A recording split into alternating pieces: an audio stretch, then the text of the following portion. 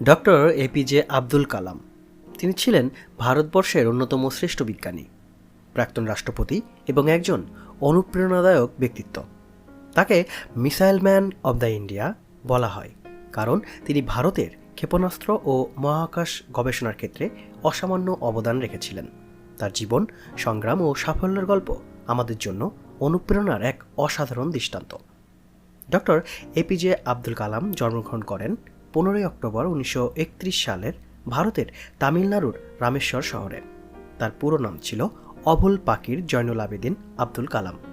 তার বাবা জয়নুল আবেদিন একজন মাঝি ও ধর্মপরায়ণ ব্যক্তি ছিলেন, আর তার মা আশিয়াম্মা ছিলেন একজন সাধারণ গৃহিণী। তাদের পরিবার খুবই সাধারণ ছিল এবং আর্থিকভাবে সচ্ছল ছিল না। ছোটবেলা থেকেই কালাম পড়াশোনার পাশাপাশি জীবিকা নির্বাহের জন্য সংবাদপত্র বিক্রি করতেন। তিনি ছোটবেলা থেকেই বিজ্ঞান ও গণিতের প্রতি গভীর আগ্রহী ছিলেন।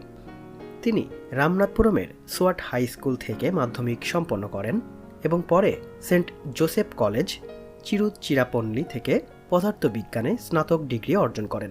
এরপর তিনি মাদ্রাজ ইনস্টিটিউট অব টেকনোলজি থেকে মহাকাশ প্রকৌশলে ডিগ্রি অর্জন করেন। শিক্ষাজীবন শেষ করার পর ডক্টর কালাম 1958 সালে ডিফেন্স রিসার্চ অ্যান্ড ডেভেলপমেন্ট অর্গানাইজেশনে যোগদান করেন। পরে ভারতীয় মহাকাশ গবেষণা সংস্থা ইসরোতে কাজ শুরু করেন এবং ভারতের প্রথম স্বনির্ভর উপগ্রহ রকেট তৈরির গুরুত্বপূর্ণ দায়িত্ব পালন করেন। 1982 সালে তিনি ডিআরডিওর ইন্টিগ্রেট গাইডেড মিসাইল ডেভেলপমেন্ট প্রোগ্রামের প্রধান হিসাবে দায়িত্ব পান।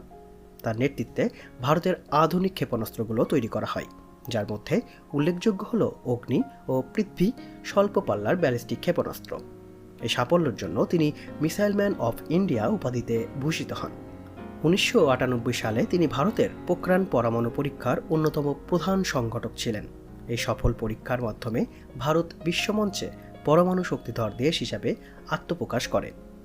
2002 সালে ডক্টর এপিজে আব্দুল কালাম ভারতের 11তম রাষ্ট্রপতি হিসাবে নির্বাচিত হন।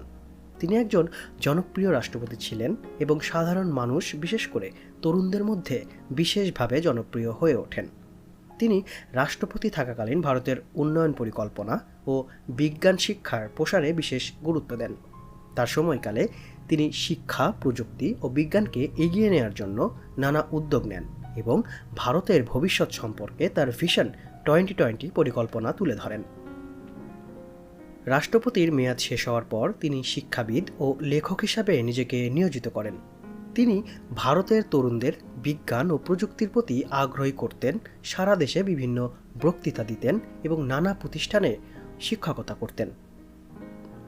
ডক্টর কালাম ছিলেন একজন সরল জীবনযাপনকারী ব্যক্তি।